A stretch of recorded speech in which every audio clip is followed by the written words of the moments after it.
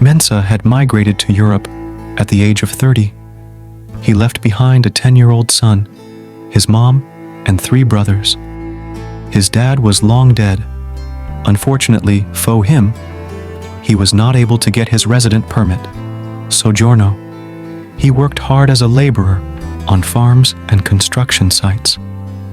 He was always underpaid because he didn't have a work permit. Despite all this, he did the best he could, always hoping that one day there would be an opening for him to get his soggiorno, which is the name for a resident permit. He always sent money home to his mom and siblings. He saved most of his money so that if things don't work out, he could go back home to his country, Ghana. After 10 years, he still did not get his resident permit. One of his brothers back home advised him to buy land and build his house. The plan was for Mensah to build 1-bedroom apartments for rent. It made sense because that would generate income for him. Mensah decided to build 10 one-bedroom units. The problem was that he wouldn't be able to go home and do that because he had no legal document. Going to Ghana meant he couldn't come back to Italy. His brothers back home assures him that they would stand in for home and build the apartments. He trusted them. They were very close. He informed his mom about it, and she agreed to the idea of the brothers building the apartments for Mensah. The brothers found a prime land, and Mensah sent the money. They bought the land and sent the land documents to Mensah. Next, Mensah paid an architect for the drawing of the building plan. He sent more money to buy blocks, sand, stones, iron rods, and everything else that was needed to begin construction.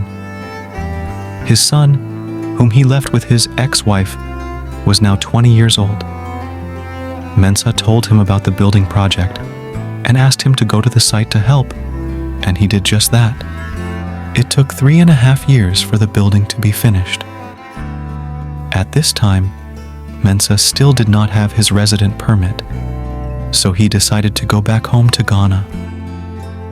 He reasoned that he could generate income from his apartments and would be able to be with his son.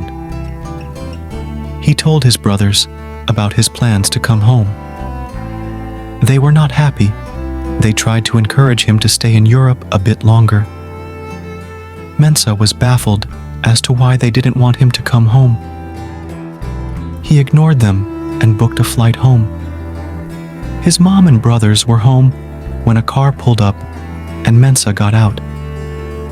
They were surprised to see him. He was happy to see them. He got his luggage out of the car.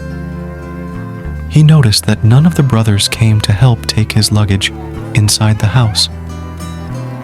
The truth is, they were not happy he came back home. What are you doing in Ghana? Now that you have come home from Italy, who will be supporting the family? Why didn't you stay there as we advised? Asked his mom. Mensah was shocked. He had suffered in Italy, working day and night. Now his own mom and brothers wished he had stayed there even though they knew he never got his resident permit. Is it a crime for him to come home? When he attempted to take his luggage inside the house, his mom told him there was no room for him to sleep in. His brothers agreed and said since they did not know he was coming, they did not prepare a room for him. An old friend was passing by and saw Mensah and the brothers in front of the house. "Mensah, you are back. Welcome, welcome," he said excitedly to Mensah. They hugged each other with excitement. Mensah asked his friend to take him to a hotel. At the hotel, Mensah told his friend the reaction of his family. Mensah was greatly saddened, worried, and confused. The next morning, he met with his mom and brothers so they could take him to his building. They made all excuses, but eventually took him there. To his surprise, all 10 apartments were occupied by renters. His brothers had rented it out and shared the money with their mom without informing him. He was so pissed off and finally understood why they didn't want him to come back home. He went to court to obtain an eviction order for everyone in his apartment to move out, based on the fact that the brothers did not own the apartments and had no right to rent it out without his consent. But he got the shock of his life. His brothers also produced the land documents with their name on it. They had the original document and had given Mensah a fake document. The building documents were also in their name. Everything indicates the land and building belongs to his brothers and his mom. The courts eventually heard from both parties. Mensah produced evidence that proved that he was the one who sent all the monies for the land and building materials. The courts also questioned why the brothers would send fake documents to him if they had paid for the land.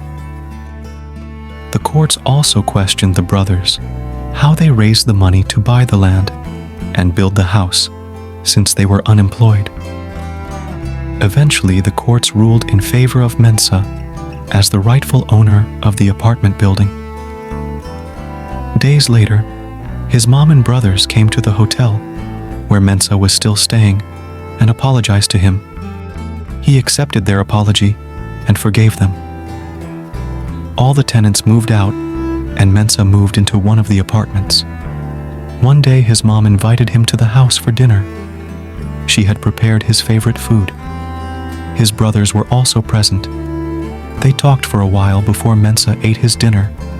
He then got a call from his son, so he had to leave immediately. His son was at the apartments waiting for Mensah. On his way home in the taxi, Mensah got sick. He was having severe stomach cramps. It was really bad when he got home. He stumbled out of the taxi and started vomiting and sweating profusely. His son helped him back into the hospital and took him to the hospital. Mensah was treated. It was determined that he was poisoned. If he had not been brought to the hospital as quickly, he wouldn't have made it. He would have died. The strange thing was, none of his brothers came to see him. They didn't even call. His mom also didn't visit or call. A police report was made regarding the poisoning. His mom and brothers were arrested. Their motive was his building. They wanted that property at all cost. They were all found guilty and sent to prison. Kofi went on with his life, with his son by his side. The end. This is the ultimate betrayal. These are the people who are supposed to look out for us. Greed will make loved ones do the unthinkable. Be wise in your decisions when it comes to family.